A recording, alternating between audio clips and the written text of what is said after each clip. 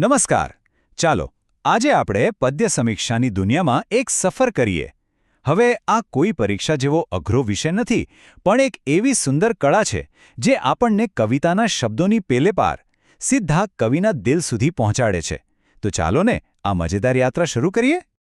તો સૌથી પહેલાં એ સમજીએ કે આ પદ્ય સમીક્ષા છે શું. જુઓ, વ્યાખ્યા કેટલી સરસ છે.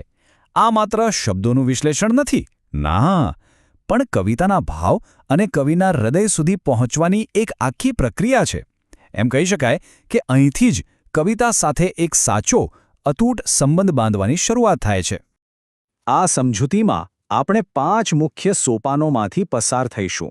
આ 5 પગલાં પદ્ય સમીક્ષાની કળામાં માસ્ટરી મેળવવા માટે એકદમ સ્પષ્ટ માર્ગદર્શિકા જેવું કામ કરશે. કળાને સમજવાથી માંડીને યોગ્ય શીર્ષક પસંદ કરવા સુધી આપણે બધું જ વિગતવાર જોઈશું. તો આપણા પહેલા સોપાનમાં આપણે એ સમજીશું કે પદ્ય સમીક્ષાને કેમ એક શુષ્ક અભ્યાસ નહીં, પણ એક જીવંત કળા તરીકે જોવામાં આવે છે. તો સવાલ એ છે કે આ કળા કેમ છે? કારણ કે આ માત્ર પ્રશ્નોના જવાબ આપવા પૂરતું સીમિત નથી. આ તો કવિતા સાથે એકદમ ઊંડાણપૂર્વક જોડાવાની વાત છે. શબ્દો પાછળ છુપાયેલી લાગણીઓ, કવિની ખુશી કે એમના દુઃખને અનુભવવાની આ એક કળા છે. ચાલો હવે આપણે આવીએ છીએ સૌથી પહેલા અને સૌથી મહત્વના સોપાન પર, ભાવપૂર્વક વાંચન.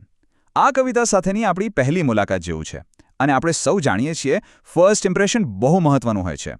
અહીં એક ખૂબ જ સરળ પણ સાચું કહું તો સૌથી શક્તિશાળી સલાહ આપવામાં આવી છે.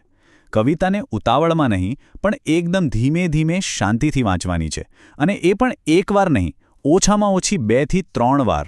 આને આપણે આ રીતે સમજી શકીએ. પહેલી વાર વાંચીએ ત્યારે તો જાણે આપણે માત્ર દરવાજો ખોલીએ છીએ. બીજી વાર વાંચીએ ત્યારે આપણે કવિએ બનાવેલી એ દુનિયામાં પગ મૂકીએ છીએ. અને ત્રીજું વાંચન એ તો આપણને એ દુનિયાના દરેક ખૂણા અને દરેક ભાવ સાથે પરિચિત કરાવે છે. સારું, તો એકવાર આપણે શબ્દોથી પરિચિત થઈ જઈએ, પછીનો તબક્કો આવે છે કવિતાના મૂળ સંદેશને સમજવાનો. હવે આપણે શબ્દોની સપાટીથી ઊંડા ઉતરીને એના ભાવ સુધી પહોંચવાની કોશિશ કરીશું. આ માટે આપણે 2 મુખ્ય પ્રશ્નો પૂછવાના છે. પહેલો, આ કવિતાનો વિષય શું છે? શું એ પ્રકૃતિ વિશે છે, દેશભક્તિ, ભક્તિ કે પછી માનવ સ્વભાવ વિશે? અને બીજો પ્રશ્ન, આ પંક્તિઓ દ્વારા કવિ આખરે કહેવા શું માંગે છે? એનો સંદેશ શું છે? હવે અહીંયા એક ખૂબ જ રસપ્રદ અને મહત્વનો ખ્યાલ આવે છે, વાચ્યાર્થ અને લક્ષ્યાર્થ વચ્ચેનો ભેદ.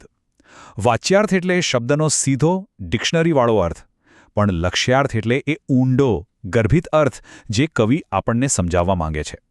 યાદ રાખજો, કવિતાનો અસલી ખજાનો હંમેશા લક્ષ્યાર્થમાં જ છુપાયેલો હોય છે. કવિતાને બરાબર સમજી લીધા પછી હવે વારો છે એ સમજને સચોટ અને મૌલિક રીતે રજૂ કરવાનો. તો ચાલો જોઈએ કે એક સારો પ્રતિભાવ કેવી રીતે તૈયાર કરી શકાય. આના માટે એક સ્પષ્ટ 3 પગલાંની પ્રક્રિયા છે. પહેલા કવિતા વાંચી લો, પછી જ પ્રશ્નો વાંચો. બીજું, બરાબર સમજો કે પ્રશ્નમાં શું પૂછવામાં આવ્યું છે. અને ત્રીજું, એનો જવાબ કવિતાની બહાર નહીં, પણ કવિતાની અંદર જ શોધો. હવે આ જો, જવાબ લખતી વખતે શું કરવું અને શું ન કરવું એની એકદમ સ્પષ્ટ વાત છે. પહેલી વાત, શું કરવું જોઈએ? તો જવાબો ટૂંકા અને મુદ્દાસર હોવા જોઈએ. અને સૌથી જરૂરી, એ આપણી પોતાની મૌલિક ભાષામાં હોવા જોઈએ. અને શું બિલકુલ નથી કરવાનું? લાંબા લચક જવાબો આપવાનું ટાળવાનું છે. અને હા, કવિતાની પંક્તિઓને સીધી કોપી તો કરવાની જ નથી. તો આ વાક્ય ફરીથી એ જ મહત્વના મુદ્દા પર ભાર મૂકે છે, મૌલિકતા. જવાબ એ આપણી સમજનું પ્રતિબિંબ હોવું જોઈએ, કવિતાનું પુનરાવર્તન નહીં. અને હવે આપણે આવી પહોંચ્યા છીએ આપણા અંતિમ સોપાન પર. આ પગલું તો જાણે કોઈ સુંદર ચિત્ર પર પરફેક્ટ ફ્રેમ લગાવવા જેવું છે. અને એ છે કવિતા માટે યોગ્ય શીર્ષક પસંદ કરવું. એક સારું શીર્ષક ખાલી એક લેબલ નથી. એણે તો આખી કવિતાના હાર્દને, એની આત્માને ફક્ત 2-3 મજબૂત શબ્દમાં રજૂ કરી દેવો જોઈએ. તે એટલું આકર્ષક હોવું જોઈએ કે વાંચનારને તરત જ કવિતાનો આખો સાર સમજાઈ જાય. એટલે કે શીર્ષક એક એવી ચાવી છે જે વાંચનાર માટે કવિતાના કેન્દ્રીય વિચારનો દરવાજો ખોલી આપે છે. આ આપણી આખી મહેનત અને કવિતાના હૃદય સુધીની યાત્રાનો એકદમ ટૂંકો અને સચોટ સારાંશ છે. તો હવે આ 5 સોપાનોનો નકશો આપણી પાસે છે અને રસ્તો પણ એકદમ સ્પષ્ટ છે. હવે ફક્ત એક જ સવાલ બાકી રહે છે.